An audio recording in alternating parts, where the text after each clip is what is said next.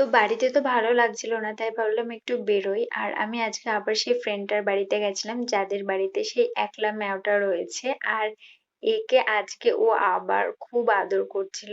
আর বিড়াল দেখলে না আমার মনটা খুব খুব ভালো হয়ে যায়। তবে হ্যাঁ, আমার বিড়ালদেরকে বেশি চটকাতে ইচ্ছা করলেও আমি সেটা করি না, কারণ যতই হোক ওরা তো পশু, ওদের অনেক সময় কষ্ট লাগে। কিন্তু ওরা সেটা বলতে পারে না, তবে স্মুথলি আদর তো করা যেতেই পারে। তো তারপরে আমি আজকে গেছিলাম একটু নবাবগঞ্জের যে গঙ্গার ঘাট রয়েছে সেখানে, এবং সেখানেই একটা দোকান চোখে পড়লো, এবং এখানে চিকেনের অনেক রকমের এবং ফিশেরও অনেক রকমের আইটেম আছে, আর সেগুলো খুব রিজনেবল প্রাইসে। তো আমি এখান থেকে নিয়েছিলাম চিকেন সাটে, সেটার দাম নিয়েছিল 40 টাকা। আর নিয়েছিলাম এগ রোল, সেটার দাম নিয়েছিল 45 টাকা।